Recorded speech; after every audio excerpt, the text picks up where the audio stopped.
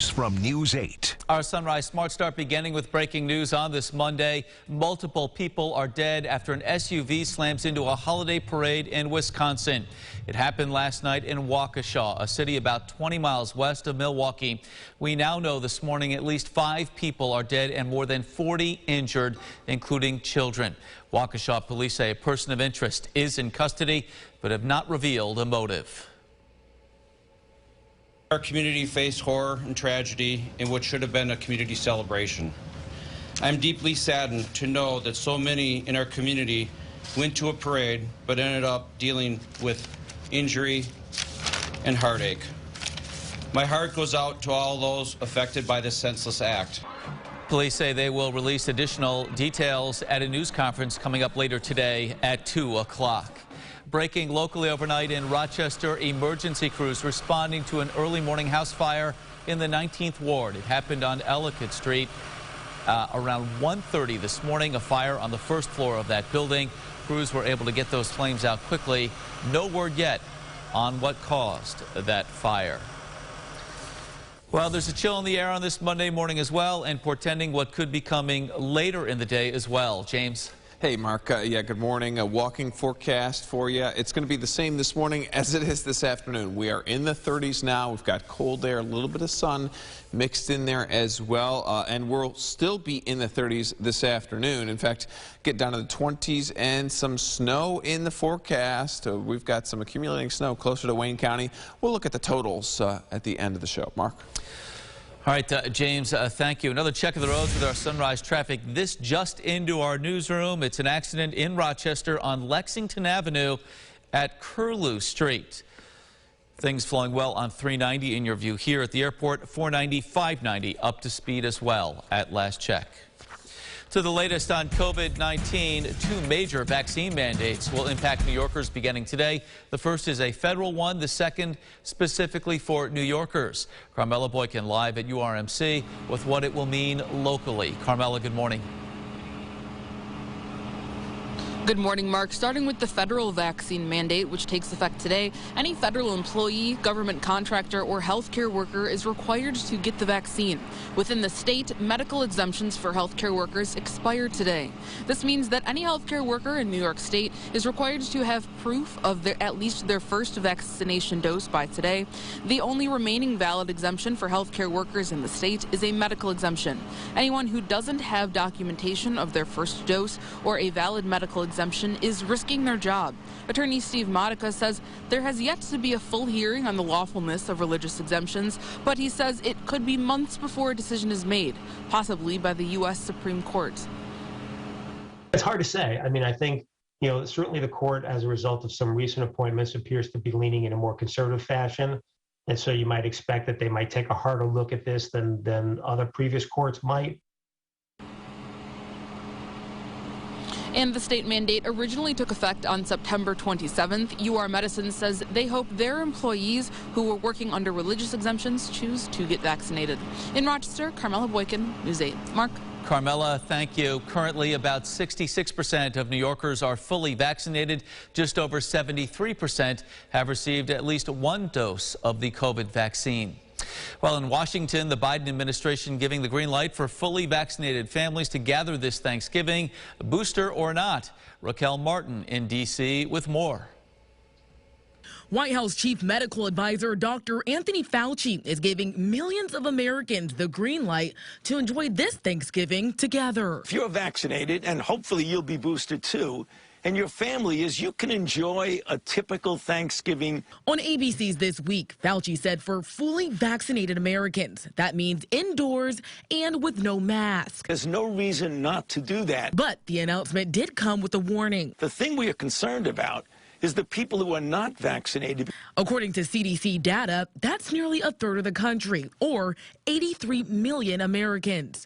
Fauci says those levels are still too high, especially considering transmission rates of the more infectious Delta variant. The higher the level, of dynamics of infection, the more everyone is at risk. It's also why the White House is encouraging, but not yet requiring Americans get their booster shots. On Friday, the CDC okayed the extra jab for all U.S. adults. We see clear evidence of declining immune protection from the vaccines after 6 months. On CBS's Face the Nation, former FDA Commissioner Dr. Scott Gottlieb said the science shows the extra shot could help. I think eventually this will be considered a 3-dose vaccine, but I would be hard-pressed to believe CDC is going to make that recommendation anytime soon. And that was Raquel Martin reporting. Happening today, closing arguments set to begin in the trial of the 3 men accused of shooting and killing Ahmaud Arbery. The 25-year-old was unarmed and jogging in a Georgia neighborhood when he was gunned down. The defendants say they believed he was a burglary suspect. All 3 have been charged with murder and have pleaded not guilty.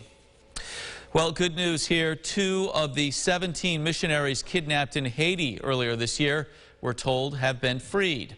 Their church, the U.S.-based Christian Aid Ministries, making that announcement on its website. It did not give the names of those who've been released. The missionaries, 16 Americans and a Canadian, including children, plus a Haitian driver, all abducted by a Haitian gang back in October. They were returning after visiting an orphanage there. 15 missionaries are still awaiting their release. Time now for a check of the GRE Morning Business Report. Retail experts say you can expect to pay a little more for that Christmas tree this year, both real and artificial. Industry experts say the hike in cost for trees could reach anywhere between 10 and 30%. Of course, it's all part of the ongoing supply chain issues with fewer truck drivers as well. These factors have reportedly cut the supply of trees down to less than half of what is normally available at farms across the U.S. All right, along similar lines, gas prices on the rise. Right now, the average price of a gallon of regular gas across the U.S., $3.49 a gallon. This time a year ago, it was $2.18 a gallon. Here in New York, the average price for a gallon of regular, $3.57. That is about $1.35 higher than it was a year ago at this time. Feeling the pinch at the pump. And this news this morning, somebody's Thanksgiving just got a little more affordable. Locally, a winning lottery ticket has been sold in Fairport. A Take 5 top prize winning ticket sold at the Wegmans on Pittsford-Palmyra Road. That ticket worth more than $35,000. The lucky winner has up to a year from the drawing to claim their winning prize. All right, here's what some folks will be talking about at the water cooler this morning, and there's a lot to get to here. First of all, check out this bloody face of Rochester native Isaiah Stewart. You know who did that to him? Yeah, LeBron James. Take a look here. James takes a swipe at Stewart, and he is not happy about it. He would need stitches after the fact. Then after the initial tussle, he comes back looking for more. He wanted a piece of James. Both of them ended up getting ejected. Yes, we'll see if there is discipline to be meted out after this. I think that is something you can certainly expect there. What a scene in Detroit. All right, the Bills suffering a devastating loss Sunday.